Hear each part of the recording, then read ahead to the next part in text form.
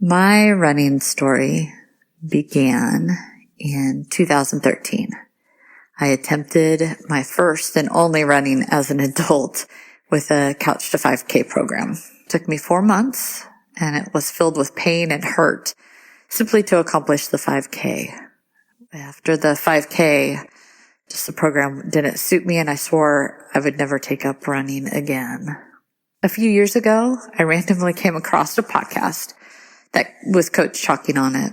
I was intrigued by her perspective and the way she communicated her ideas. No question, no person, no situation was made to feel less than. So I sat back and observed for months, many months. See, I'm a behavioral specialist in my professional capacity.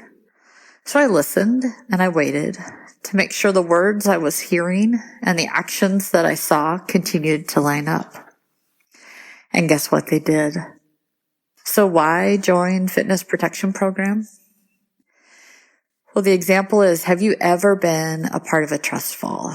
You know, where you climb up onto a platform about 2 feet above the ground and a group of people below you are going to catch you as you fall with your back turned to them, usually with a blindfold on, and you're going to completely be straight and fall into their arms. If you've watched this occur, pretty soon it's your turn, and you choose to trust and join, or you walk away and you find another game to play. And I chose to trust the fitness protection program. I took the scary steps up onto the platform. Coach and Coach Sarah and the entire group, they promised to catch me. Guess what? They did, and they've never let me go. This program is right for you if you trust it without hidden expectations.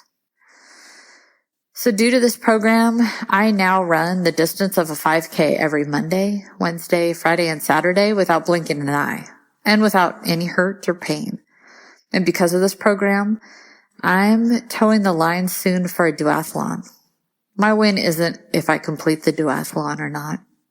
My win is that I have the right to place my toe on the start line. I began running 18 months ago. My name is Viola, and I am a runner. Hi, I'm Coach MK, founder of the Fitness Protection Program. I'm a run coach, not a life coach. We're never really talking about the running. Running is the tool. It's the conduit we use to examine the world we live in, as well as its impact on our own lives and the lives of the people around us. How we react to certain people and to certain stories tells us a lot about how we view ourselves. I'm committed to the thoughtful, intentional exploration of the importance of running so that no one discounts their own badassery, ever. Final note, this podcast is geared towards every runner who won't lose their home, livelihood, or health insurance if they show up to the corral with a hangover.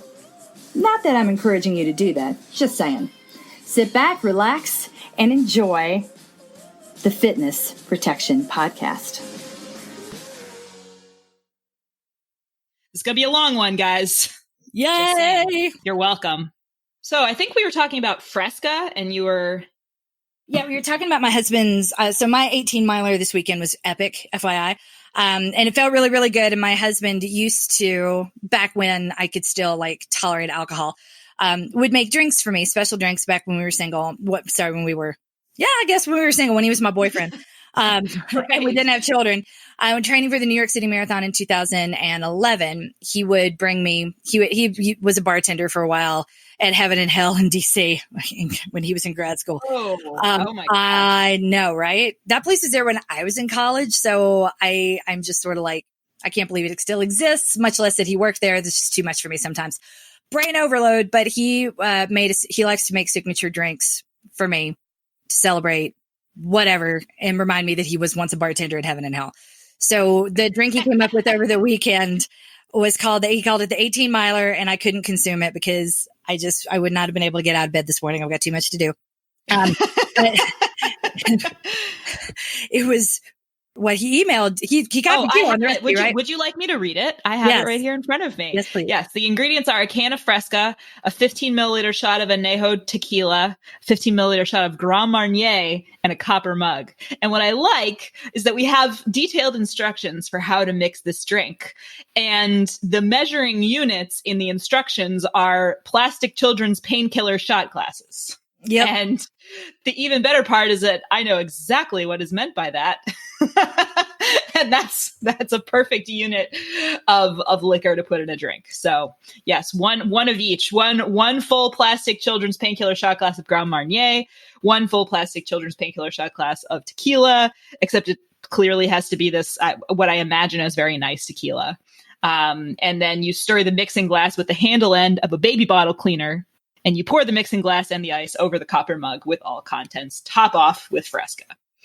Yep. I have a lot of respect for anyone who can come up with such detailed instructions that are at the same time so serious and so silly. I mean, he was in the military on a fast attack submarine, and he's a nuclear engineer, right? So instructions have to be exact and exacting, or everybody dies. So no pressure. I mean, it's that, which sounds almost like an exaggeration, but it's. I don't think you can stress that enough. Like when the reactor is at 98.4, the oxygen, there's not enough power for the oxygen scrubbers to operate. So everybody dies.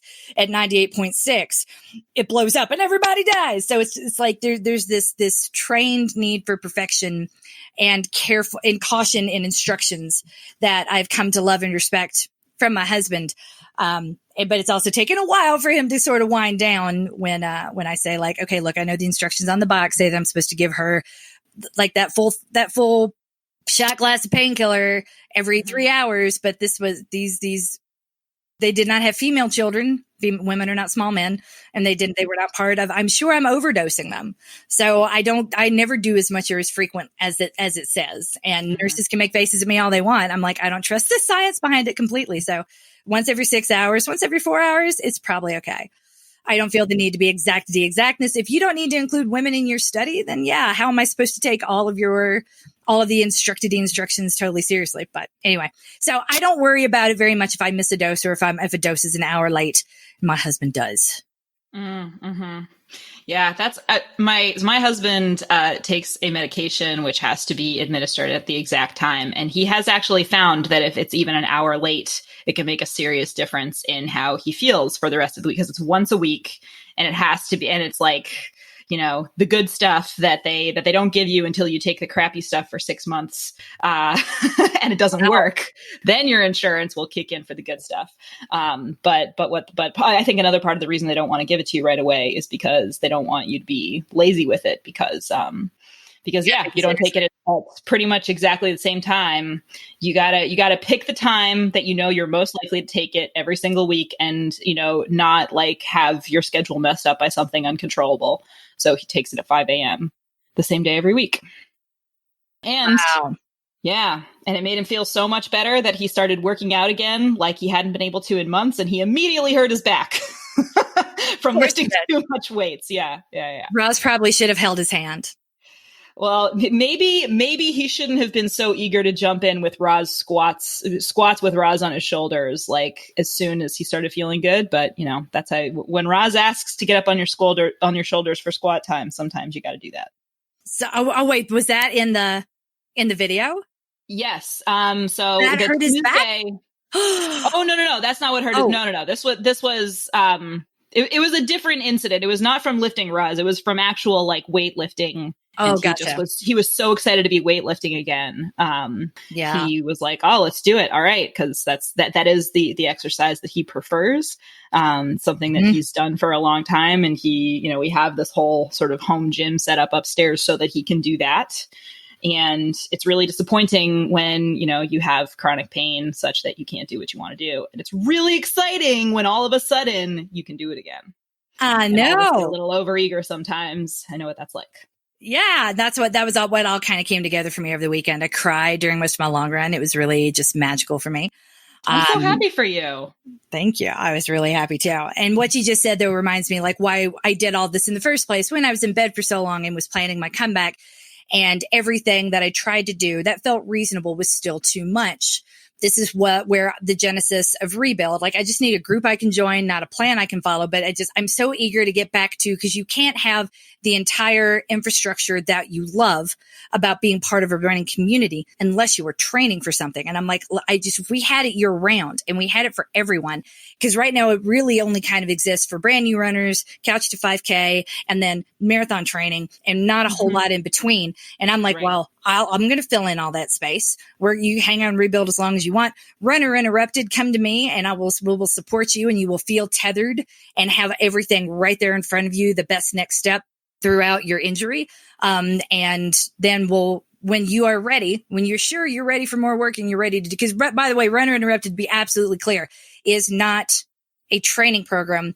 It's if anything, it's sort of mental strength, though I hate that phrase. We need to come up with something a little bit better. It's just it's a tether to us to keep you going through your period of injury, making sure you're making good choices, that you have a place to be so that you're not rushing back too quickly to get to where you were before by taking shortcuts, getting a little too overeager, and making choices that effectively set you back. But if you do, that's okay too. There's no penalty. You're still part of the same program and the same operation. And I can't wait to roll this out. We are very excited. This has been gestating in my brain for the longest time. And yeah, this is like my gift to every runner who's ever treated their doctor like a parole officer. And the booklets that are going to come with it are going to be super cool. Yeah. And I think what I think is really beautiful about it is that it's a constant everyday reminder that this is a chapter. It's not the book. This is not the whole story. This is the way it is right now. You can feel however you need to feel about that, but there is nothing about it that either prescribes how long this chapter is going to last, or that assumes that this chapter is the last chapter, because it isn't. And I think that that's so valuable. I think it's really easy to kind of get stuck in kind of the low point and forget that things then look up after the low points, and to think of the low point as the end of the story rather than just the low point and then something else happens, Totally. And I think that I love the way all three of these programs are kind of talk to each other and feed back to one another, because as we've talked about, they're all different parts of the life cycle of the runner. We have many people in Maintain who have been at various points in the very recent past totally unable to run for one reason or another. And they have had setbacks, and they have not had a straight path to where they are now. But where they are now really excites them, and they're able to kind of look back at the times when they weren't running and have new perspective on that time, and also new perspective on what they themselves have been able to do since then. Yeah. Yeah. And that's what I really, really love about everyone who's in Maintain right now, who's kind of thinking about it in these terms, and who's, thinking about what they're doing as really something to be grateful for and something to protect at all costs, Absolutely. Yeah. Because the one thing that once you don't have hope, or you feel so far gone, and it can be really hard to get up and do the thing. Or when you see everyone else doing the thing that you want to do, and your break has been longer than you wanted it to be, it can be very demoralizing. So part of, we want, and I get it, because I've heard it over the years, like, I'm injured, I cannot continue to participate in this program or this group, so I'm backing out for a bit. And I've heard that in the past, and that always hurt. I'm like, no, seriously, stay here. And they're like, there's no reason and there's no point. And I'm like, okay, I get that. So we're going to have a couple of different options for runners whose journey has been interrupted. One of them will be just to stay in the group that you're in. It's not like, oh, I didn't run today, I haven't run for 3 days. After a certain period of time, you must be in Runner Interrupted. I don't work that way. Life doesn't work that way. We're never going to work that way. It's an option for people who can't run and mentally are having a hard time staying with a group of people who are doing that thing that they are unable to do at the moment. So if you're a runner not running, and like we don't care if you participate in the daily thread, in maintain or in rebuild. Like if you're coming in and saying I'm injured again, but I did my nerve glides. Great. I couldn't get out of bed this morning because I'm really depressed. Great. Say that. Say all of that. There's not like a wrong place for it. Like you can only talk about the run and the daily threads. That's why we call them the daily threads and not the daily run threads, not daily accountability threads. It's just a daily chatter. Tell us what you're doing. Tell us what you're not doing. Just tell us that you're here and stay tethered. We want to offer a private Facebook group. Obviously, we're going to have the beta group for Runner Interrupted while we test the operations and make sure it works the way that I want it to work. And like we can fail quietly and privately if we fail. But I don't want to otherize a person ever. If you're the sort of person that's like, I cannot stay and maintain because I'm injured, I can't stay in this group, I want to be in a group of injured people. Great. We're going to have a group of injured people. If, you are like, I'm not ready to go there yet. I really need to stay here and either post or don't post, but I can't be in that group because I'm not ready to be there yet. Cool. Stay where you are. There will be options. It's not going to be contingent upon participation in a Facebook group. We just want you to have the support that you need, and we're going to give it to you in a variety of ways. Yes, you absolutely do not. And I think this goes for Runner Interrupted almost more so than Maintain and Rebuild. You will not have to be on Facebook to get the support. The support is going to come at you in many different cool ways that you'll learn more about as we launch the beta. Yay. And what I'm kind of excited about, and this is the truly the thing that I'm not concerned about, but trying to figure out how it's going to work. I really feel like people in all of the programs are going to want some of the stuff that's happening in Runner Interrupted. Yeah, And I'm trying to determine how carefully do I protect the space? What will the people there need the most? So that's when I say it's not complicated. It's a good problem to have. That this is going to be. Can I subscribe to both? I would like at a certain point. Will we need to say yes while we manage the cost? I don't know. You guys will understand where I'm going with all of this very, very soon. But rest assured, I put a year and a half's worth of thought into this. It's exactly what I would have wanted when I was in bed, in pain, long pregnancy, longer comeback than I would have liked. Remember, I've only felt normal since I recovered from my surgery, maybe on July 24th. And the first time I dared say that out loud was August the 5th or 7th. But yeah, I'm like, I think this chapter is behind me. So I never would have expected to have been out for 2 full years, but I was. And if you never know how long it's going to take, the doctors might say 6 to 8 weeks. They mean well, they're incorrect. And it doesn't mean that there's something wrong with you if it takes longer than that. So to that end, I just want to make sure that you have what I wish I would have had way back when. And it's kind of cool. But I probably talked about this way too long already. And we got a long podcast today, don't we? But this is the perfect way to start it because, people in Maintain are not far removed from people in Runner Interrupted. I know it kind of sound, like they're sort of the two, in some ways, opposite ends of the spectrum that we're working on. But the first voice memo that we are going to hear, by the way, so I just want to harken back for a moment to the voice memo you heard at the beginning from Viola, who was also winning at Life in our newsletter a couple of weeks ago. Viola mentioned that she was getting ready to toe the start line of an Olympic distance duathlon, and she fucking did it in the pouring rain. She did it and she finished, and we're just so proud of her. And I'm not super, I know lots of people who are fast at running and who qualified for Boston the first time they ever ran a marathon. Cool. You're related to a lot of those people. I am related to a lot of those people. I absolutely am.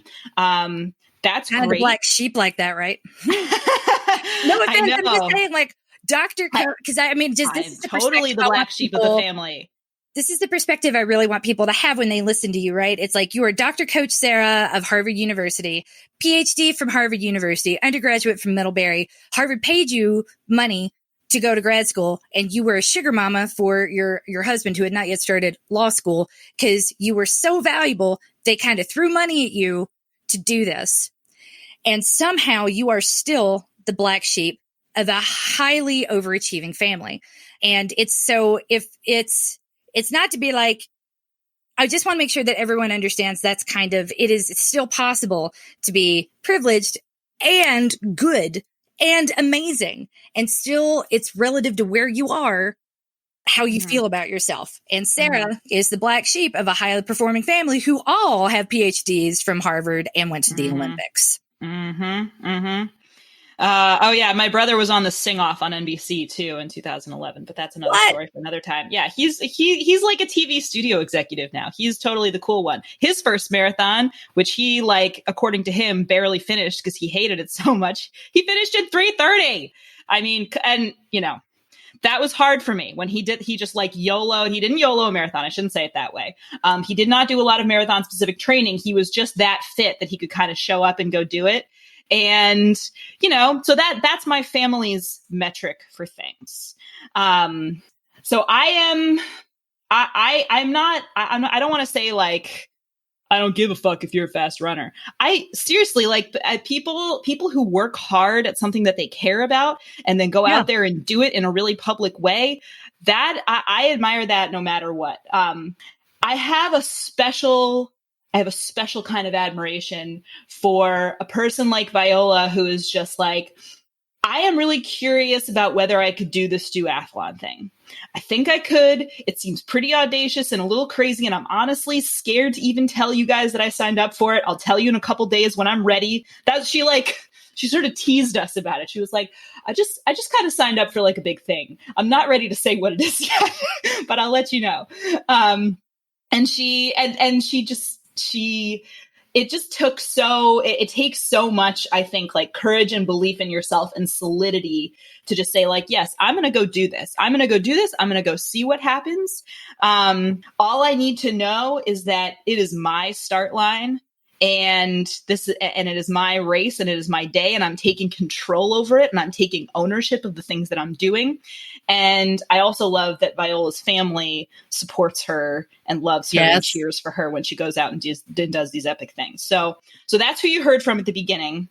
And now we are going to hear from Anna from Wisconsin. And after Anna, we're going to hear from Kara, who is our amazing corporate wayfinder. And what I love about both of these voice memos is that both of these women are in Maintain. They have been kicking ass in Maintain for months. And they also remember a time when they could not do what they wanted to do. They couldn't do that they weren't even necessarily sure what they wanted to do or whether what they wanted to do was the right thing or even possible. So they are intimately aware of the work that it takes and the time that it takes. And yet they're in this place where they can look back and say, oh, 5 years ago, I couldn't even walk because I was so injured. So without further ado, let's hear from them. Hello, I am Anna from Wisconsin, and I'm a subscriber to the Fitness Protection Program in the Maintain group. I've been an on and off runner since I was 14 years old. I've always done better with my running when I had a plan, so I would sign up for a race because then I could get a plan. But I could never afford a plan or a coach that took my life into account. So I found generic training plans written for generic runners. Then I'd overtrain and race and then take a break because I was burned out or injured. And 5 years ago, I was so injured I couldn't even walk. In the midst of many years of rehabbing with a physical therapist, I discovered heart rate training as explained by Coach MK. And I found a way to run that didn't lead to overtraining and injury. I haven't had an injury now in 2.5 years. I love having a structure and a plan, and I especially love having structure and plan without the pressure of an upcoming race. In Maintain, I am now running as much on a regular basis as I did in my peak weeks in previous training plans. Sometimes I look at my Maintain teammates and I feel intimidated because some of them are running twice as many miles per week as I am. But then I remember that they have been running by heart rate for longer than me, and their life is different than mine. This is one of the things I love about being in the Maintain program, is that no one is less than because they're slower, and no one is a superstar because they're faster. We're all putting in the work that is appropriate for each of us. The Fitness Protection subscription is so much more than a workout plan. Coach Sarah gives us love and encouragement and reassures us when we start second-guessing ourselves. Coach MK gives us a framework for deciding to do the workout exactly as written or how and when to modify. And I feel confident in deciding that on a daily basis. And together, they help me see how running grounds me and sets a solid foundation for the rest of my life. My name is Kara Gerard, and I live in Quebec City. So I was a runner throughout my childhood, and this was not by my choice. It was something that I was told I had to do. Once I was under my own jurisdiction as an adult, I ran on and off for years and years and years. But I distinctly remember a moment 5 to 6 years ago. I was talking to a friend of mine, and they'd started running half marathons, and just something clicked for me. I just thought, I want to be the type of person who just runs half marathons. And then a few years ago, through a couple of things happening, I ended up signing up for a race that I'd always wanted to run in Quebec City. I found my BRS, my best running friends, right away. We started training together, and, everything was good. But something was missing. And what was missing was MK.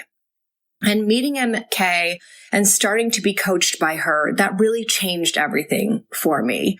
Really all I ever want to do is basically YOLO half marathons. And that doesn't mean I don't take the training seriously. I do. I take the training seriously so that I can have fun on the day. I run through the winter here. It gets down to minus 25 Celsius. Well, it gets down to minus 40, which is where Celsius and Fahrenheit meet up, but I run to minus 25 Celsius. I don't mind it. I find the programs, I feel like I'm an inherently sort of lazy person, which makes no sense because I run half marathons, but I really feel like this training is built for me. I mean, I really think that if I could have designed a program myself, if I had the wherewithal, it would have been Maintain.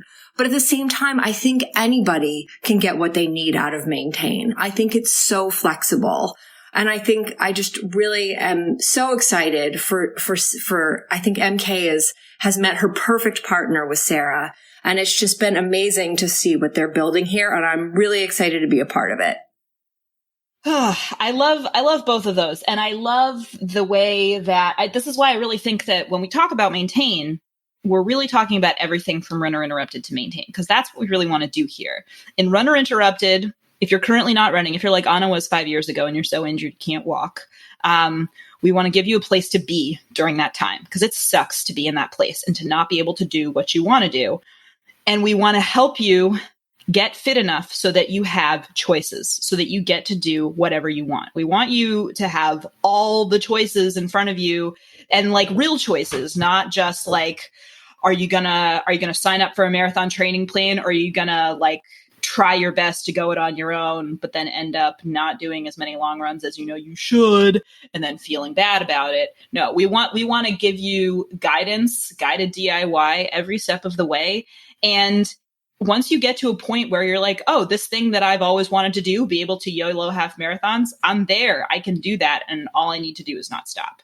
I get so excited when I hear people talk about their experiences in this way. And I just really want this. I want this for everybody. I want people to think of this like Kara.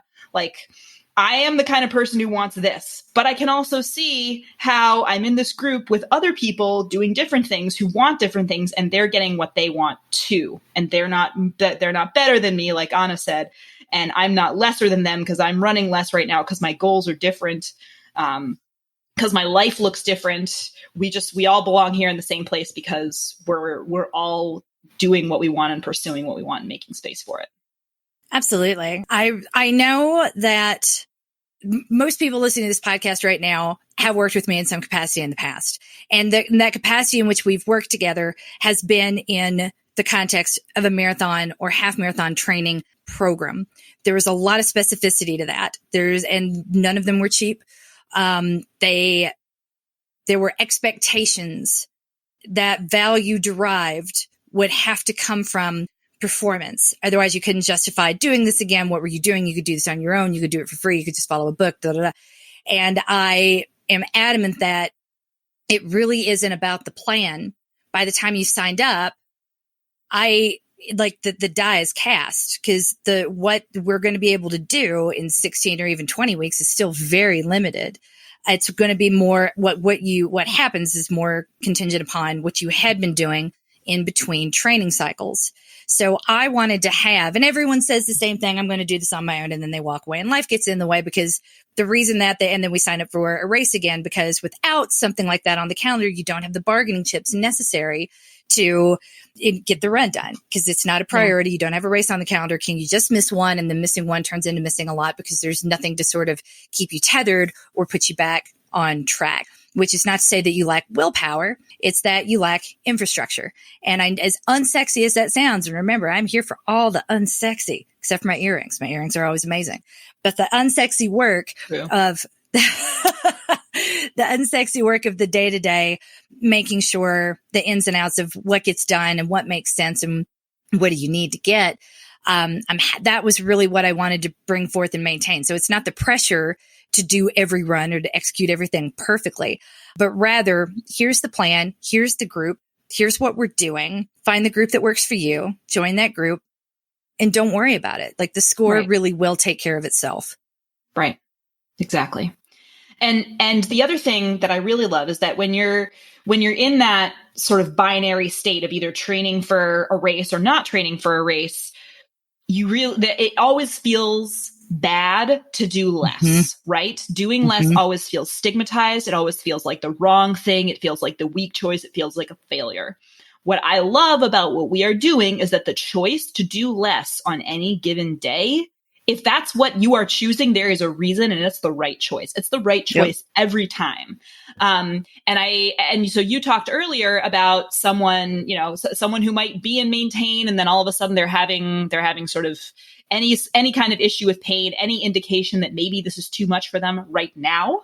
And that we encourage people to think of it as like, okay, I'm going to move over to rebuild. I'm going to move over to Runner Interrupted right now. I'm going to make use of these resources while I need them without feeling punished or like there's something wrong with me. And so the next two people we're going to hear from, the first one is Allison, who also got a shout out in the newsletter for having an amazing triathlon that she totally didn't expect just a couple of weeks ago. She is a person who recently decided to switch from maintain to rebuild because maintain was feeling like too much for her. She's still in both Facebook groups. She still checks in all over the place, and I love it. And I want her to do exactly that. And I love that she felt like she had that choice. And the other person is someone who has made the move from rebuild to maintain recently, and that's Karen Sutton. And so we're going to hear, without further ado, once again, we're going to hear from both of them. Hi, ladies. It's Allison. I told you I would send you a soundbite even though it's past the deadline. I wanted to tell you how much I appreciate your programs and the support to find the spot that I really need to be in. I was in Maintain. I moved there, or I started in August. I was really, really excited to be focusing on running after a season of triathlon, which is where my heart usually is. But I was looking for something different after trying to get my husband over to my side all this time. I started falling in love more with running, partly due to listening to all of MK's podcasts over the years, but also it's just so simple. And I was real excited for Maintain and training for my first half this fall. Probably too excited because the transition from triathlon to running that much was obviously too much on my tendons. So I have just recently decided I needed to move to rebuild and do those workouts instead. I was really, really sad about it because I had been so looking forward to running these long runs. But life also, with a lot going on right now, it was really hard to do all of those longer workouts, harder workouts. I've gotten really, really good at doing enough in all of my areas of my life, parenting and my job and my workouts, and sort of making do, not being a perfectionist. I've gotten really, really good at doing that. But in Maintain, it was getting to be clearly too much as I was in pain every day and my half marathon a month away. I was feeling really stressed. So I finally decided to move, and I just did my first rebuild workout yesterday. And it felt so good to run a reasonable amount of time, fit it in my busy day. And I had no pain for the rest of the day in my foot. And I got to tell you, I almost cried when my training peaks turned green, because the perfectionist in me really, really felt like I was doing something right. And that felt really good. I feel like this is something I can do and actually do really well by moving to rebuild. And I do need that now when I'm compromising in so many areas. So that actually felt really, really good to see that turn green. So thank you for encouraging us to figure out where we are and where we should be right now. And I'll keep striving to be where I want to be in maintain and running longer. And that'll be great. I also just listened to the Rebuild podcast on my way to work during my commute. And I'm crying in the car on the way. So I said, I have to finally give you my soundbite. And I'm not going to repeat all the great things that they said, that all the other people said, but I do want to agree that the confidence in not just running, but also in finding space for yourself, and also talking about some of these bigger issues that you touch on in your work, body image, and many other issues that speak to so many of us. It really has made me a better, stronger person, and also more confident in talking about these issues myself as a parent and as a college teacher. And I wanted to let you know that your messages are reaching so many more people. You giving me this confidence to talk about things in a different way has affected my kids, and it's also reached many, many college students already over the past year, and I know there'll be even more going forward. So I think that's really cool. And I know that's not making you any money, but maybe it will someday. And but the cooler thing is that these messages that you are so excited to get out there is not just reaching us that are in the group; it's reaching many more people. So thank you, love you guys, bye. Hi, my name's Karen. I'm almost 49 years old and I live in England. I'm currently in Maintain and I've been training the MK way for 2.5 years now. I love running this way. I enjoy having a plan to follow and don't necessarily want to be doing races all the time. Previously, I felt like I had to do a race in order to get a plan, but no more. I run because I've got medical conditions in my family that mean that by running by heart rate, it reduces the risk of those. Since I've been training with MK, my blood pressure is now just above normal without any medication, and that is amazing. Best thing about this, though, is I love the community. I love having community and a gang with people from all across the world. They face the same challenges as me, not just with running, but with life itself. If you have a hard day, they're there to support you. If you have a successful day, they'll celebrate with you. I do have some running goals, but I enjoy just hanging out here in Maintain, maintaining my fitness, and when the time's right, I ramp up to get ready for them. MK's passion and knowledge have changed my outlook on life for the better. I'm beyond glad that I've met her. And Sarah's awesome kindness and respect make me feel included and acknowledged in a way that you don't really see on social media anymore. Thank you, Fitness Protection, from the bottom of my heart. I am so proud to be coached and loved. Thank you. Well, so if anyone is playing the drinking game of when do Sarah and MK start crying, that's about 37 minutes in. That's when it starts. Thank you so much, Karen and Allison. Oh my gosh. Oh, I know. Well, until we're getting paychecks, we need this because this is the fuel that keeps us going, you know? I know. Oh, we love you guys so much. Thank you. Thank you, everyone. I know it is not easy to record yourself saying vulnerable stuff that is going to get put on a podcast. So I really just want to say thank you so much, everyone who submitted a voice memo for either of these podcasts. It means the world to us. And it's so important. I'm so glad that Allison and Karen both said what they said. It's so important to feel like you are succeeding. And if that means turning your Training Peaks boxes green, and in order to do that, it's time to move over into Rebuild, because that's where you can be, that's where you can be checking boxes in a way that checking boxes feels good to you and makes you feel good. Then that is such a wise move. And that is such a good, we talked about this in Rebuild too. It makes complete sense to me, that you would want to feel like you are doing a larger percentage of the workouts, and that therefore, hey, it's time to decrease the expectations on your time, and therefore choose something different for a little while and maintain this habit in your life without feeling like you're behind. It is important to us always that you feel like you're succeeding. I know when it was always important to me as well. That's why I talk about winning at life, is that most people who are winning at life don't seem to be aware of it, because there's always, am I doing the right thing? Am I think I'm fine? Do others think I'm fine?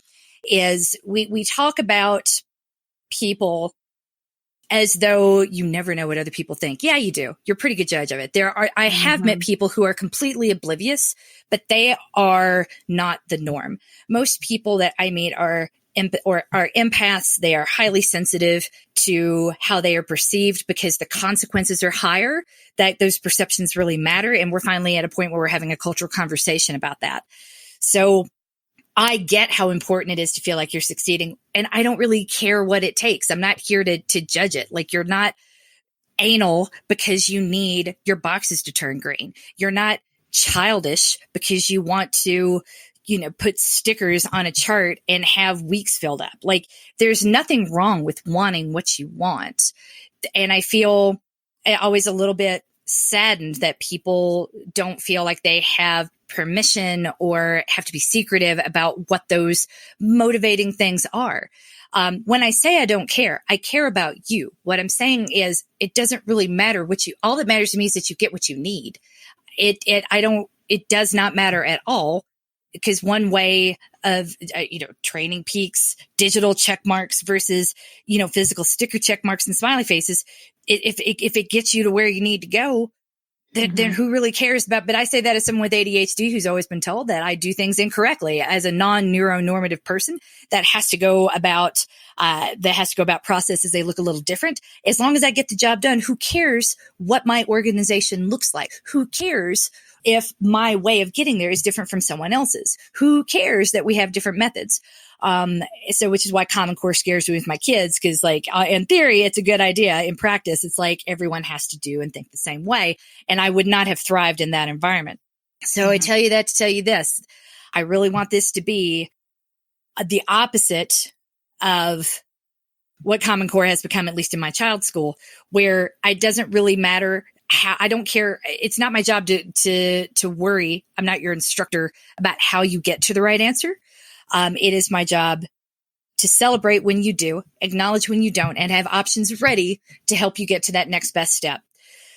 When I had the original epiphany, because it was hard to sit back and think about what this wanted to be, and I thought about it for a long time before I was in a position to actually pursue it. When I was thinking about what would the structure be, and structure is really important. It's one of those, infrastructure and structure are two things people don't like to think about because it's not sexy. They think about the marketing. It's easier to think about the advertising and the Facebook posts and the whatnot. And at the end of the day, I'm concerned with the operations. How is this going to work?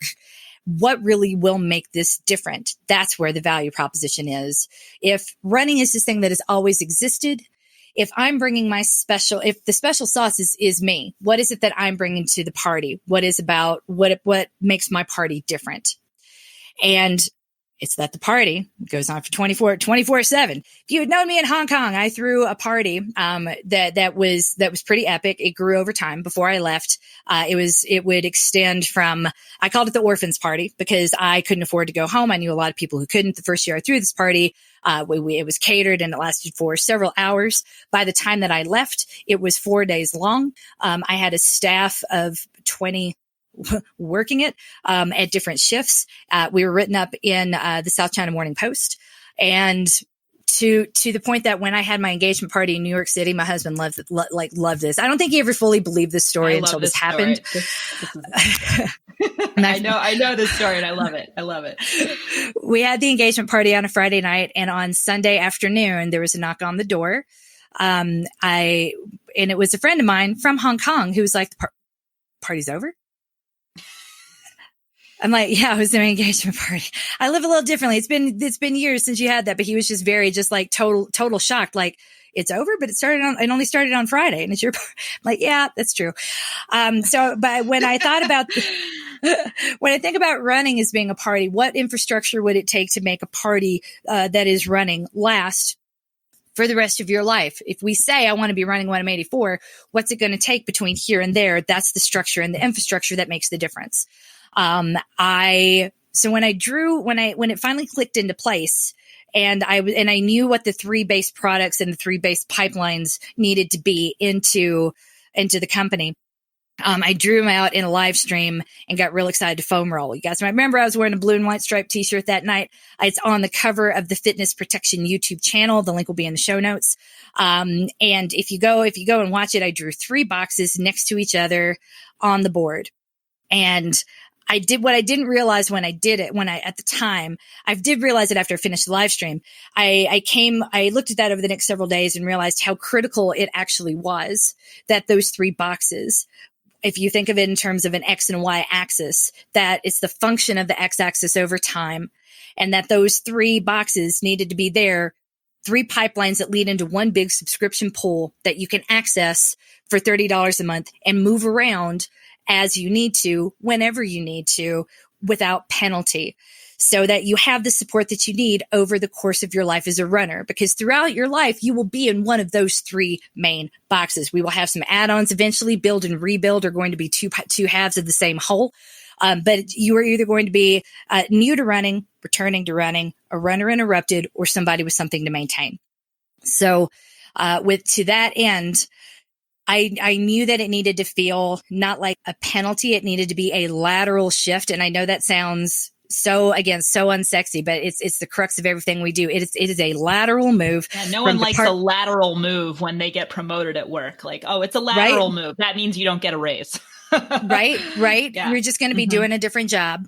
And but I'm like, there's something freeing in that. You're just going to be doing a different job, different work for a little while. It's not going to cost you more. It's not going to give you less. It's just doing the work that you need to do during a period. Then this is what you want without having to take a pay cut or worry about your place in the company. If I do this now, then this means that I won't get promoted later. And like, I'm going to miss something. I'm behind. It means nothing. Right. Yeah, you're never behind, because we don't have the type of employment system any longer where people get a job and expect to keep it the rest of their life. You wouldn't believe the side I got coming out of Wharton when I was interviewing for banking jobs, and people would be like, wait, you worked for the same company for 7 years? And that was somehow interpreted as a sign that I wasn't good at my job. Like I couldn't get a better one, because it was so common by that point for people to jump around. And that just asinine to me. I had a great job. I had a good deal. I had support. I made great money. I had no reason to go looking for anything better. And so I didn't really. To realize that now I couldn't, that was reality. And I couldn't make people see that reality. Hiring managers see that reality was sort of shocking. So there will never be a penalty, we hope, for being here for a really long time, because you're going to be getting something new, a brand new training plan every month, new marathon training plans every year, twice a year, which I'm really excited about too. There's no reason anything would ever become stale and old. The question would be like, if you left, it's because you didn't like it anymore. You wanted to try something different, but it's not, the penalty for leaving is not so high that we always sad to see people leave, but we understand that would happen over the course of your life as well. You can leave, you can come back, you do whatever you need to do. We are still here. You are still welcome. Absolutely. Yeah. And I love you told me a few weeks ago about some friends of yours who are like professional Jenga players, and the way they think about their strategy when they're playing Jenga. And for those of you who are unfamiliar with Jenga, it's that game where you line up all the little rectangular blocks in rows of 3, crisscrossing up a tower, right? Hopefully. there are going to be images to go along with this, and I'll try and find an epic link to an epic YouTube video of epic Jenga players, because I think it's actually super cool to watch. And the way that most people approach Jenga is actually kind of wrong-headed, and the people who really know what they're doing are the people who understand how to approach it differently. Yeah, it was important to me that we had a subscription pool so that it was guided DIY. You like, life injuries are never happening at convenient times. They might happen on a Tuesday, partway through the week. They can happen on two days before the race. So what I really wanted to do is give you all the control. You have access to the 3 suites of products. You move them around as you need. I don't really care if you need to move from rebuild to maintain, and you want to delete the last 2 weeks and upload the next 2 weeks because you need your 4 weeks in Training Peaks. That's fine. And then I want to make sure that you have the flexibility and all the tools you need throughout the course of your life as a runner to get what you need from us. And by keeping it simple and elegant and making sure that it's all accessible to you, and it's not like swapping and moving little digits around behind the scenes for us, that gives you the power and you the control. And that's what matters much more than keeping track of who's doing what this month, because it's really not important to us and to the business. But which leads to, those are 3 big pieces, but you asked about Jenga. I was asking about Jenga. Jenga. Yeah. So I we want have to hear you these. tell me about Jenga. So we have these friends when after making that the rebuild puzzle pieces, which had always been that in my brain, that's always what rebuild had been, is these are the pieces that we need to pull together and hold together for a person who's in the rebuild program. And then trying to come up with what that looked like for maintain was a little more complicated. And then I remembered our friends down the street. So our friends down the street are, this is not their full-time job, but they are super de-duper high-level competitive, like they go to tournaments, Jenga-players. I love that exists in this world. I really, really do. They are very interesting people, but they're super intense. And I say that as someone who is super intense by nature. When we went over to their house one night for our kids could have a play date, and we're having a grown-up play date, and we're drinking Moscow Mules or something. And this couple years ago, and they bring out this custom Jenga set. So when they pull out the Jenga set, they make a point of showing us that all of weighing each piece as they pull it out of the set. And my husband and I just kind of look at each other weighing each piece. Yep. Okay. And fitting it in a little box to show you. Take a second to think about that.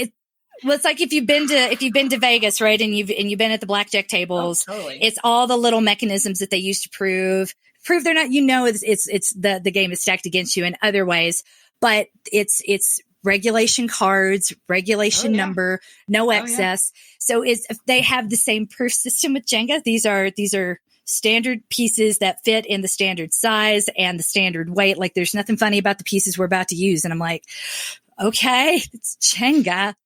Okay. Oh my God. Remind me to never play balderdash with you people. So that after all the pieces were set, they then very ceremoniously built up the tower.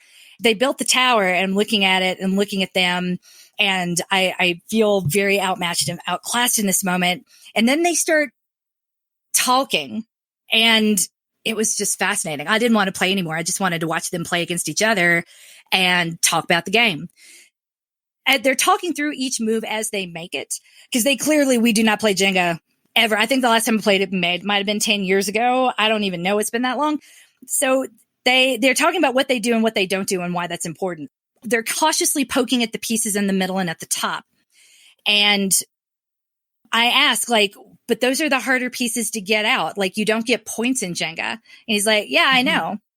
And we're getting out the easier of the hard parts right away. Most people, with the way this is built, when you're using regulation pieces, the pressure, and my husband got really involved in this conversation too, because remember, he's an engineer. So they're talking about the pressure on this tower, the pressure at the pressure when it's built appropriately, the pieces that are the easiest to slide out are at the bottom, and they practically fall out. The ones in the center and on the sides are so loose.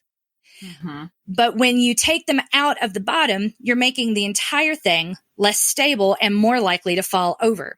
So when they are like playing against people that really know what they're doing, you don't go after those bottom pieces until like you're ready to checkmate or force the other person to push that piece out that you know it's going to topple over. So when amateurs play Jenga, it starts from the bottom. When pros play it, it starts at the middle or the top. And if you're really showing off, it starts in the middle. Because it's almost like checkers. You're not trying to get a piece out safely thinking about you. You're trying to take away all the good options so the other person will be forced to make a bad one. Jenga has strategy. Who knew?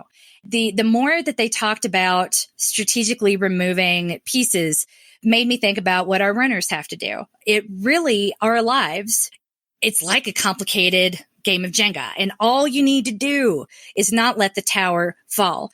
So the printable PDF that I originally was a terrible drawing that I'm probably going to use somehow in the Canvas podcast. Like my piece, the outtakes. Yeah, the outtakes. Jenga piece is poorly drawn by Coach MK who had to watch a YouTube video to figure out how to draw those pieces in the first place. Because I'm not artistic, but it's a person running away from a tower that's about to fall over, and I named each piece of the tower. And these are all the pieces that we are trying to keep in balance.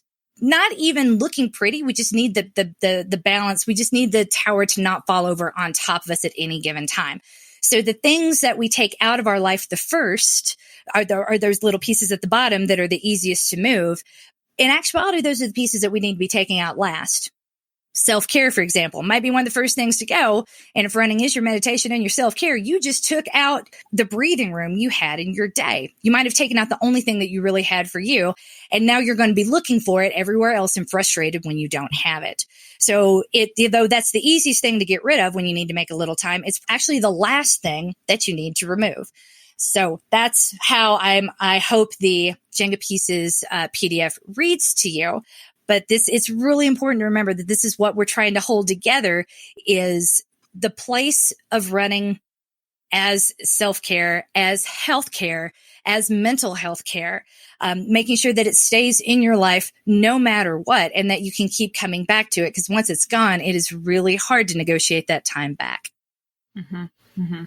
And once you take all of the pieces out of the foundation of the Jenga tower, I've played Jenga because we used to share a ski condo with all my cousins on my mom's side when I was a little kid, and that they had a few games that were very well worn. The nice thing about Jenga is that it's made of wood. So no matter how many times someone plays it, no matter how destroyed the actual box is, because it's made of cardboard, the pieces, it's like the only game where it's still playable because like all the playing cards are like frayed around the side. So we played it, and yeah, I play the version where, I'm gonna get all the bottom pieces because they practically slide out, and then once those are gone, I guess we're all gonna fight for the top pieces and see who's gonna knock over the tower. I think that the thing that really struck me about this metaphor when you first brought it out is that it makes total sense. It really is the easiest thing out of anything to just say, okay, well, so this other thing needs to get done today, so I guess I'll skip my run. And it's so easy to do that time after time after time. And that's, you're still going to have days like that. And we're not here to be the ones that make you skip your kids' doctor's appointments so you can still run. We're not about accountability. Yeah. We're not about no excuses. What we're here for is to validate you when something has to give, and that thing is your running. We're here to keep that from happening every day. We're here to sort of remind you that just because one day didn't go the way you wanted it to, ideally, that doesn't mean that therefore every other day after it is going to have to continue on this path. We're here to get you out of that spiral in your head a little bit. And I think that that's honestly the hardest part. It's so hard to keep one missed run from becoming several. And when you're on your own, you can play a lot of mental games with yourself, and you can spend a lot of time beating yourself up for things that really need to be put into perspective a little bit more.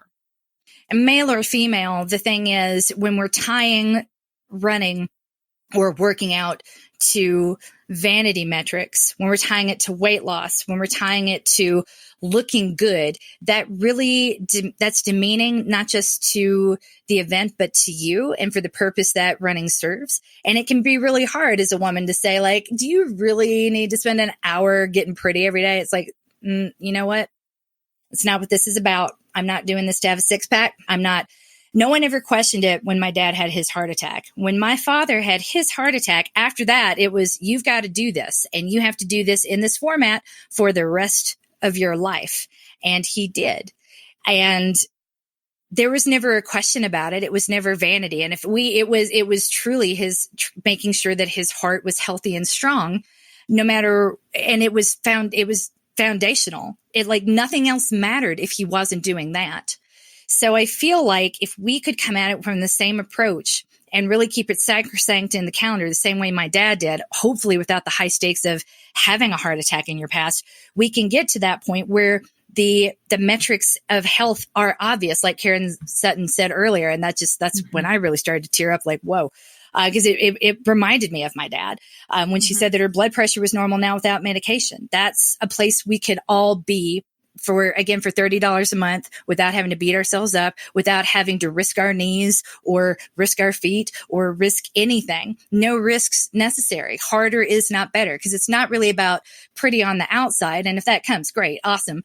But I'm really worried more about healthy on the inside, because every minute that we spend between 120 and 140 in that band, you are effectively making your heart metabolize oxygen more efficiently. You are making your heart stronger. Your body is more able to withstand exogenous shocks or even internal shocks, meaning cardiac events, which is not to say like we're going to make sure you live forever, but it's some of the best preservation work you can possibly do to fortify your body and make it strong. We are literally protecting you for life.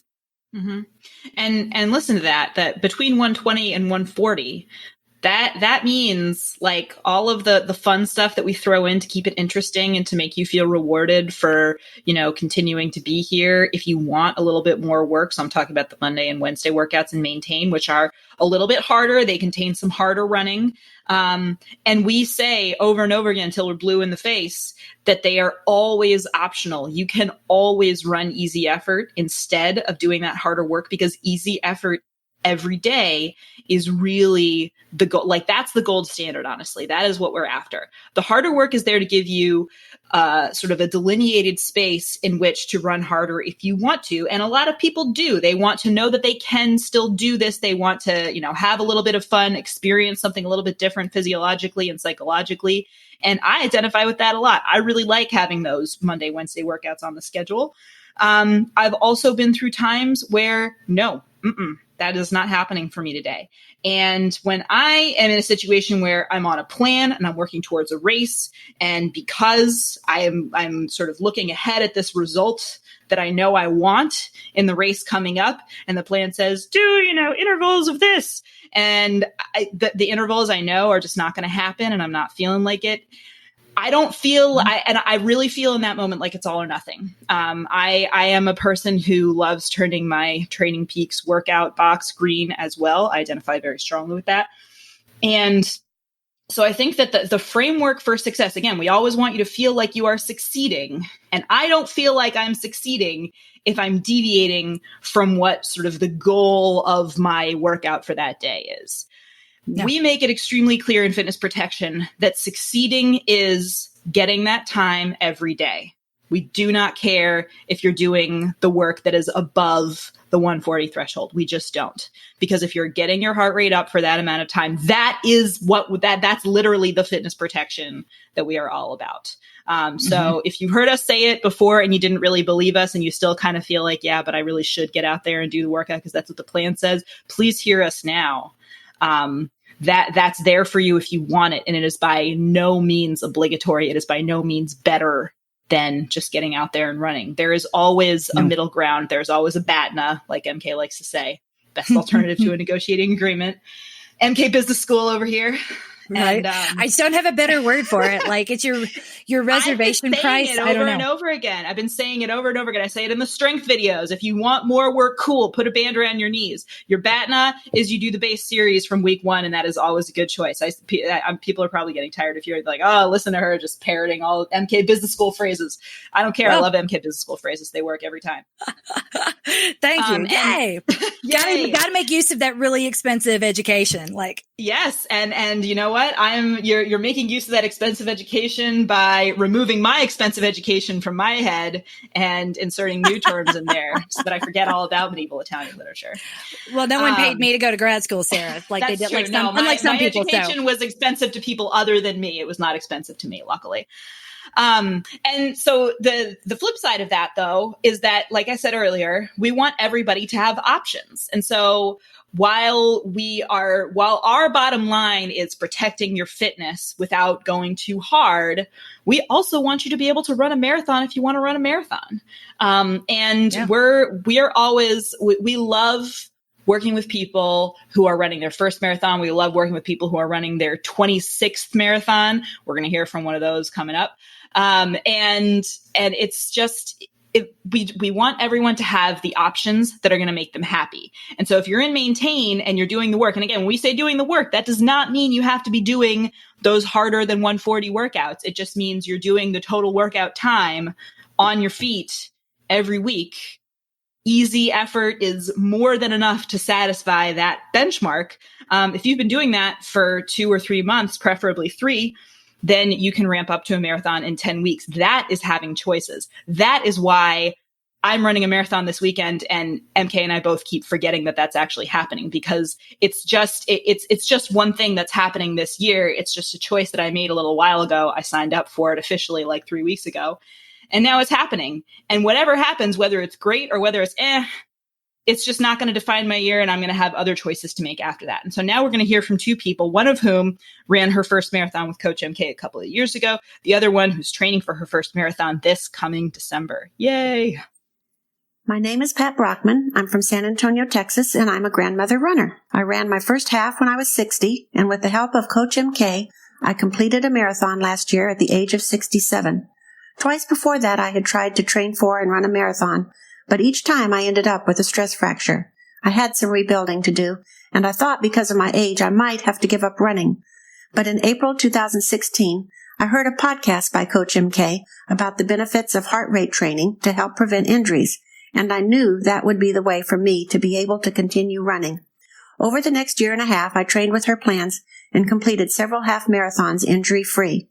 Beginning in January of 2018, with her as my online coach, I began to build up my mileage with her 20-week training by heart rate marathon plan.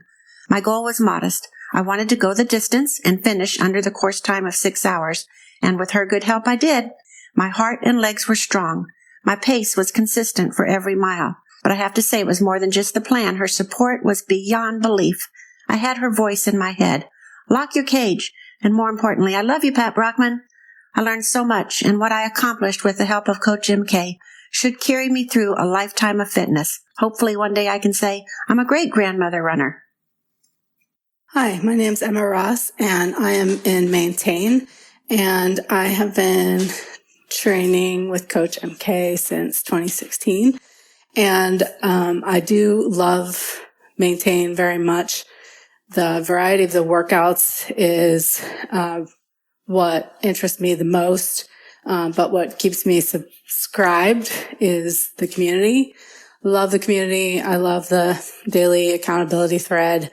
I love talking about the workouts and complaining about the hard ones and celebrating the wins, and also being able to add some kind of support when people are down or when I'm down. It's such a nice pick-me-up, and what a great community. I think that I am going to be ready. Okay, I said that a little bit hesitant, but it's because I'm training for my first marathon in December, and it's super scary to me. I can't even imagine running past 15 miles, which is the longest I've ever run. So I'm scared about that, but I know I'm really confident in the training plan and the fact that everybody in Maintain has my back and will support me along the way. So thanks, and I'm glad to be here. Bye. I'm so proud. I'm so proud of everybody. And I'm so excited, Emma, for your first marathon. Oh my gosh. I feel like I've known you forever, and this is where you're meant to be, and I can't wait. I can't wait. I'm so excited. I know. I'm overwhelmed. I'm so touched. I remember working with Pat I love you, Pat. I still love you, Pat. I love all of my runners so, so much. And it just, it just makes my soul smile. Mm-hmm. That's a Gujarati phrase someone taught me when I was a kid. I don't remember how to say it in Gujarat at all. I just remember being told, I had done something, and the translation came back to me, you just made her soul smile. And I'm like, oh, that's what I really want to do. That's a powerful thing. I still get chills when I think of it. Probably one of the best compliments I've ever gotten.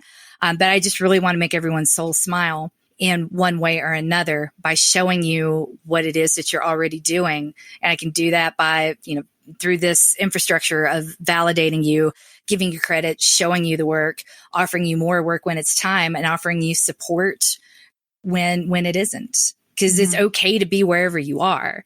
Yes. It's even if you want it, if the gift you want is space, I get that too. But if what you need is something a little more tangible than that, we gotcha. We gotcha. And I love it when people are excited to do something that scares them a little bit, but that they want to do, and to do it because they want to, because it makes them feel good. I love seeing people to say, hey, maybe I could run a marathon. I kind of want to see if I can. I want to do this. And I remember my first marathon, like with all these like glowing happy stars around it. It was such an amazing day because all I wanted to do was finish, and all I needed, and truly all I needed to do to be happy was finish. And that's the last time I ever really felt that way about a marathon. Your first one is really special. And I just, it makes me so excited to know that people are on that road to empowerment and feeling like they chose this in order, because it is a habit that makes them happy. Training for a marathon is a lifestyle that fulfills them, and not something that becomes a bullshit stick to beat themselves with.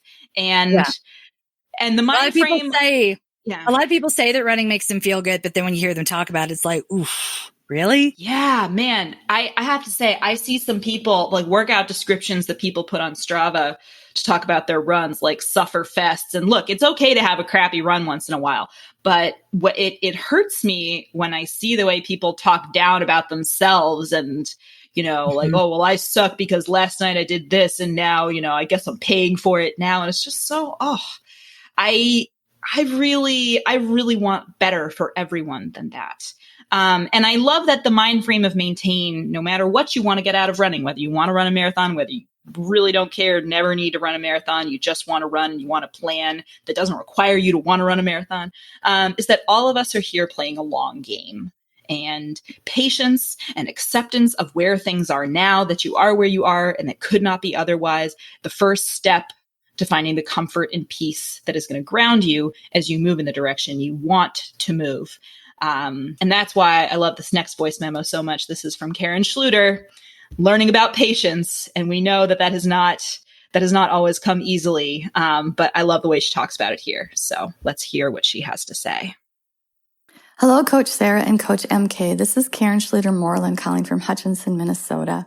Just want to leave you a short voicemail regarding my journey to the Fitness Protection Program. I have been with you, Coach MK, from the very beginning. After listening to a podcast that you did on heart rate training about 3 years ago, I decided to give this thing a try that I've never heard of before. I've been running for years and years, and it was something very new to me, and I was just ready for a change, I think. So the timing just seemed to be perfect. I was a little maybe stuck or just ready for something different. And I think for my first season of heart rate training, I struggled a little bit, like maybe a lot of people do. But one of the things I kept remembering that you said on your podcast a few times maybe is to have patience. So over time, I just started to fall in love with heart rate training. I started to enjoy running all over again. And at first, running slow was probably one of the hardest things I ever did.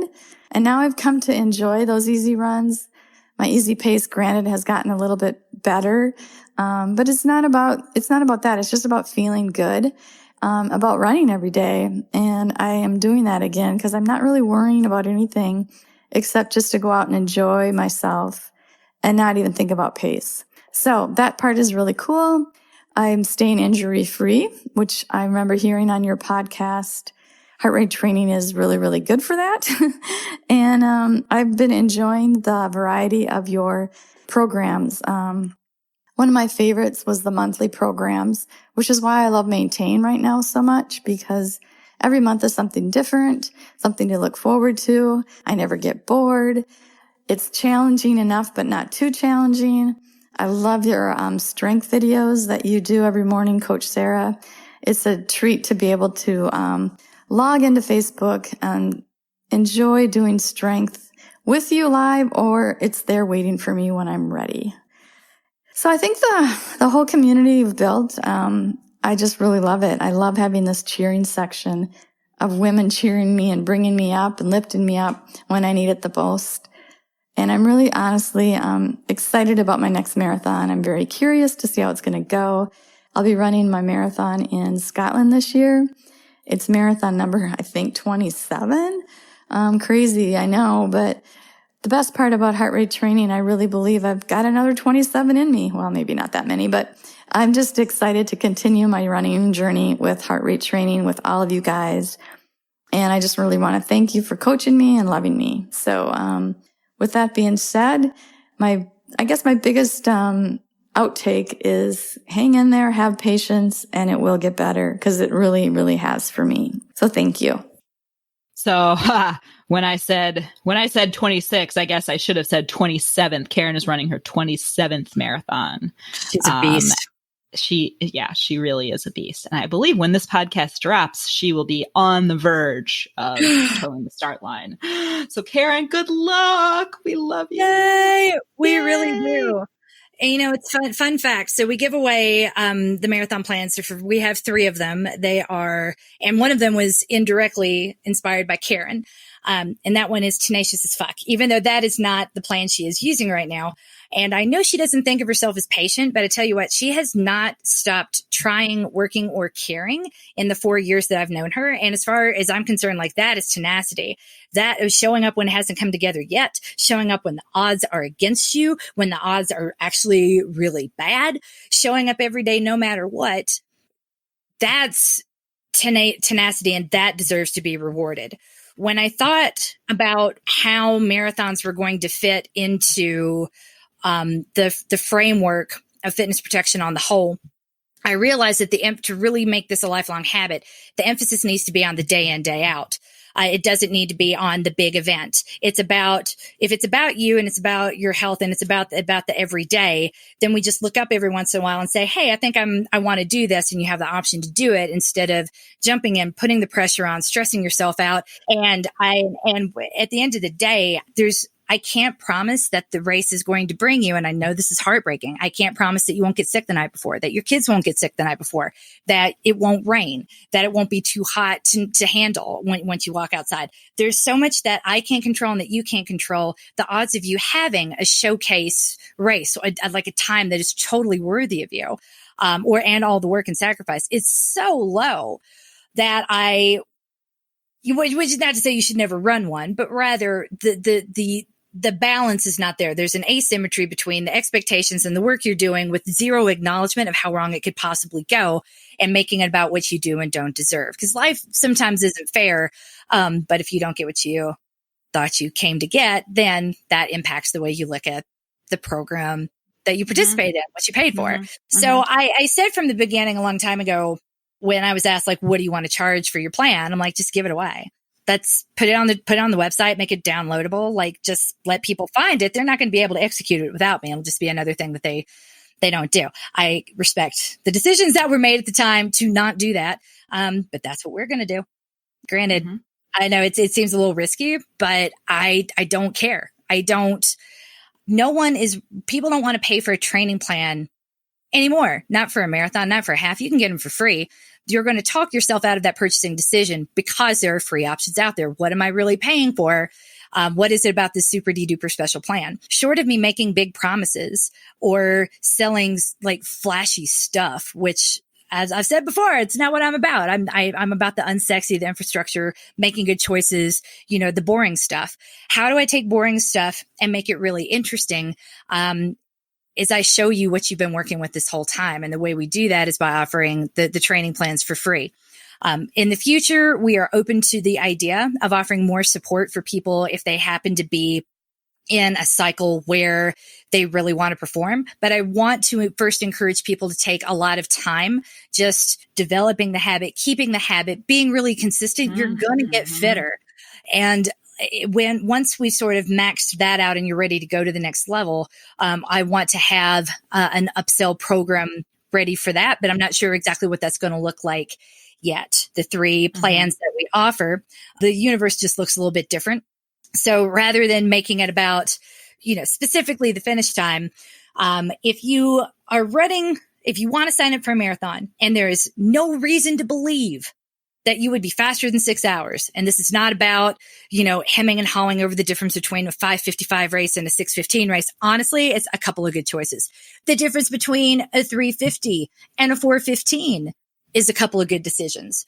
It's really not about the plan so much that's going to move the needle as it is being fit enough to cover the distance when you show up to the training plan, 1, and 2, really knowing how to spread your efforts out evenly over the time that you need to be out there.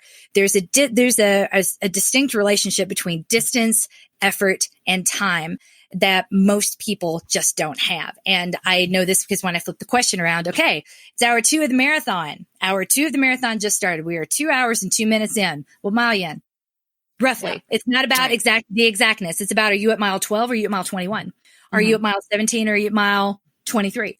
Okay, we are 4.5 hours into this. How much time is left? You're at mile 22. How much time is left in this race? Right. Not how many miles are left, how much time is left. It takes a minute to sort of extrapolate and get there.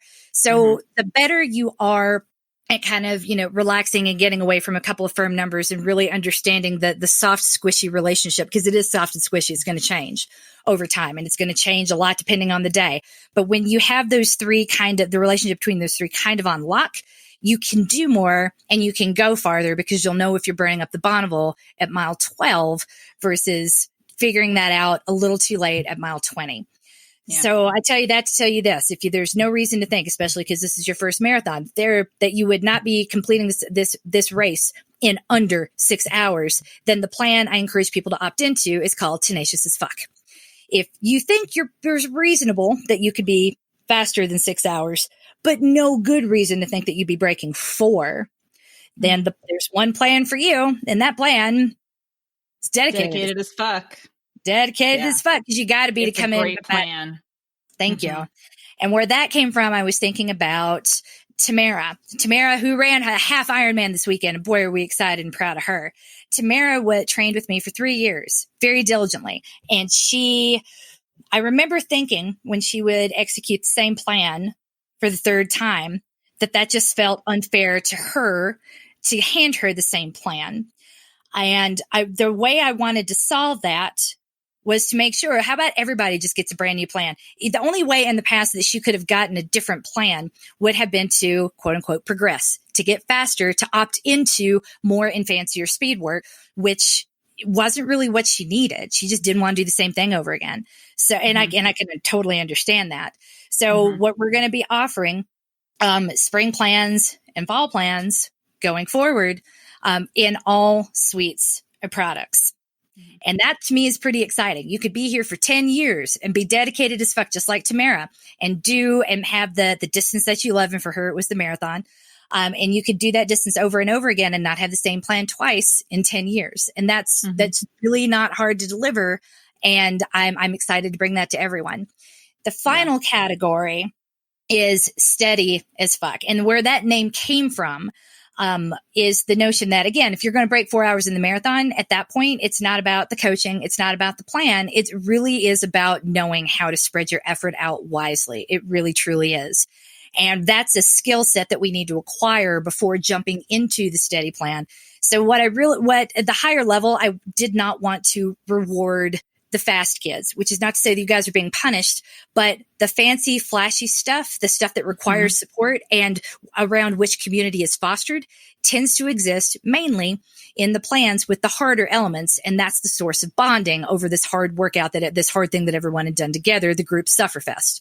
I'm thinking, instead of making it cooler, everyone's going to get a brand new plan. And if you don't, quote unquote, progress, it's fine. There will be times when you want a harder training plan and times when you don't. And that's not less than. So Karen is actually one of those that I thought for sure would opt into steady. And when she opted into dedicated, I was like, oh, I got chills, because I'm like, that's amazing. That's exactly what I wanted. Karen is the person who will always default to the harder work because she's not afraid to do it and because she's patient.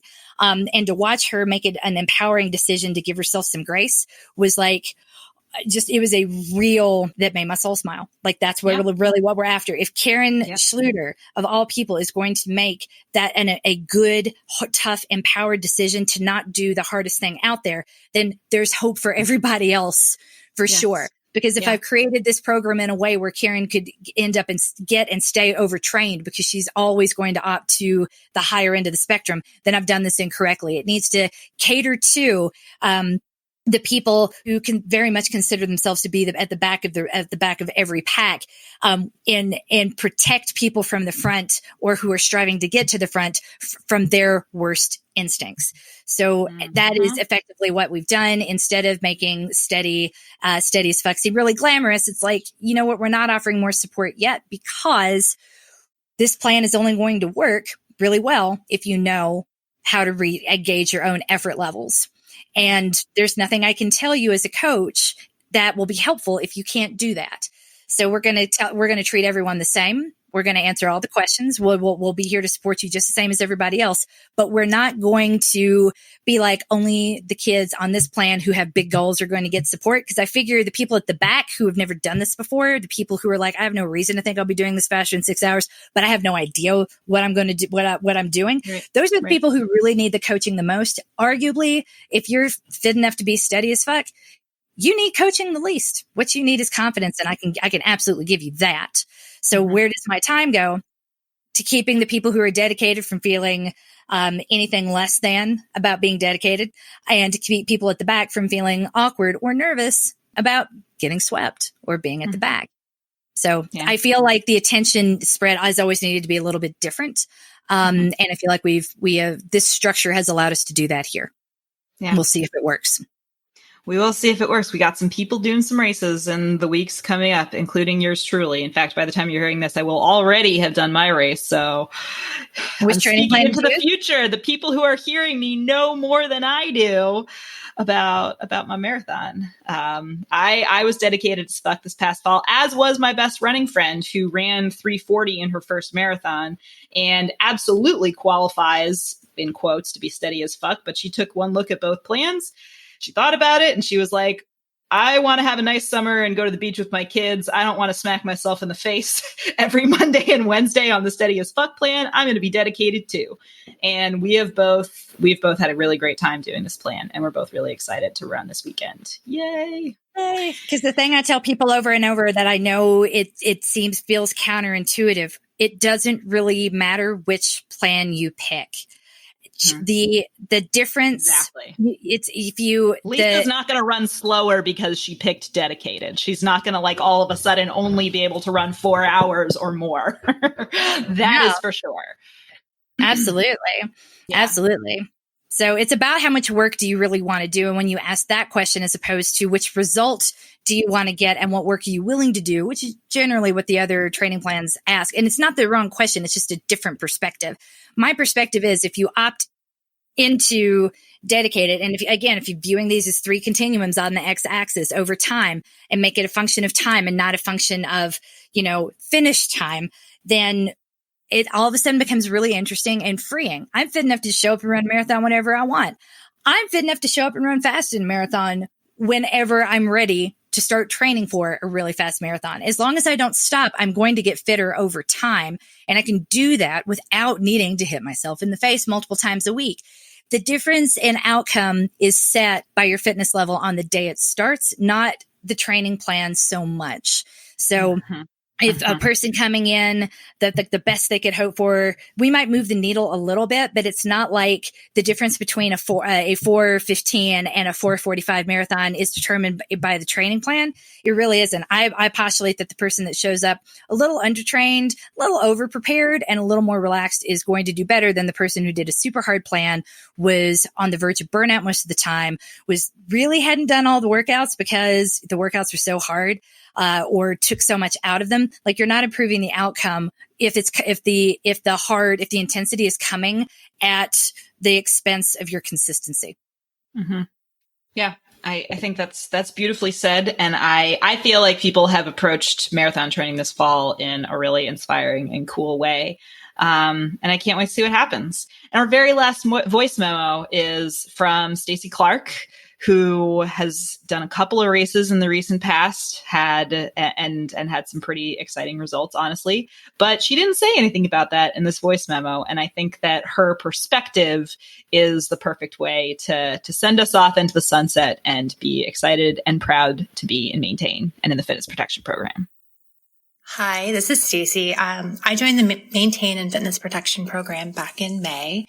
I trained with MK for a few cycles a few years ago, but when my husband's job assignment ended and we were staring down the barrel of a long stretch living on just my income, spending money on training plans became a luxury that our family couldn't afford. So I went on my own way for a bit. When the fitness protection program was launched and the pricing was announced and it was workable in our budget, I was so psyched and so relieved. So first things first, MK, I just want to thank you for understanding the struggle and for giving me a coach that I could afford, even when the budget was tight. So when I went on my own way last year, I was fine. I had a training plan to follow leading up to a race on my calendar. I had a goal and boxes to check on the way to the goal. But when the race was done and there were no longer boxes to check, and with no other race in mind for a long time, I was lost and very much untethered. My Strava tells that story pretty well. I consider myself pretty self-motivated, but it turns out I need structure, and there aren't very many good running programs for those of us who want to run and stay connected to the running community, even when we don't have a race on our calendar. So I'm very grateful for the fitness protection program. It's a place where I can hang and run and share my runs with others, even when the runs aren't tied to a race goal. One more thing I wanted to say. During my first MK training cycle a few years back, I ran a half marathon with very unrealistic expectations. It was a miserable race and I finished in tears. I worked really hard that training cycle and didn't have anything to show for it. I wrote up my race recap in our Facebook group and MK responded, trying to get me to change my perspective about the race and to see the wins. And there were some wins. It was just hard to see through the self-loathing lenses I was wearing. A few months back, I was running one of those crazy Wednesday runs and in the Maintain program, and it wasn't going well for me at all. I was also listening at the same time. I was listening to the podcast where Coach Sarah and Coach MK talked about the marathon training cycle, where Sarah was running a bajillion miles a week chasing after a 4-hour marathon goal and all that pressure she felt. And oh man, this hit me really hard. I felt so heavy at that moment. I had to stop running and I had to walk because I felt it too. That crazy pressure I was putting on myself to run. It was like, really? For what? This is going to sound super hokey, but the most important lesson I'm learning on this incredible journey in Maintain is this.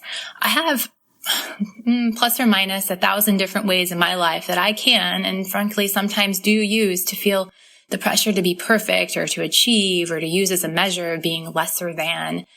But I'm not going to let running be one of those measures anymore. Running will be my expression of self-love. I know that's easier said than done, but that is my goal. So with all that said, I love running. I love heart rate training. I love Maintain. I love fitness protection program. And I love you coaches. Thank you for coaching and loving me. I love you more. Yeah, that one made me cry a little bit again. Okay. Whew. I've talked about Stacy before. She had a really, really great half marathon a couple weeks ago, and I was so excited for her because I was in the same group as her when she's had a couple of disappointing days that were not her days. And she has just come through those times with a really, really inspiring perspective. And I was so happy when you joined, Stacy. Me too. Yeah. Me too. I have moved so slowly. I have moved so cautiously. I have moved so carefully to put together something that I wanted, that I couldn't find, and that felt truly unique in an industry that is small, but oftentimes feels overcrowded because everyone, what really makes, who am I versus all the other coaches out there. And so it is so soul affirming and validating to see this working the way I want it to work, with people making the choices I hoped they would make, with it having the intended outcomes. Maybe not everyone is having the same experience, but the what I wanted is happening, and that's a great place to start. Yeah. Thank you, everybody who contributed to this podcast. Thank you, everybody who contributed to the Rebuild podcast. There will be a Runner Interrupted podcast coming. We cannot wait to get our Runner Interrupted people in here with us. This is all the same conversation. All of these are all chapters. None of them is the chapter. None of them is the book. It all exists on that lovely x-axis that MK was talking about. And it's all part of the life that we're living. And I'm so happy for the people in Maintain who have found a place where they feel like they can exist and do what they want and have the choices that make them happy.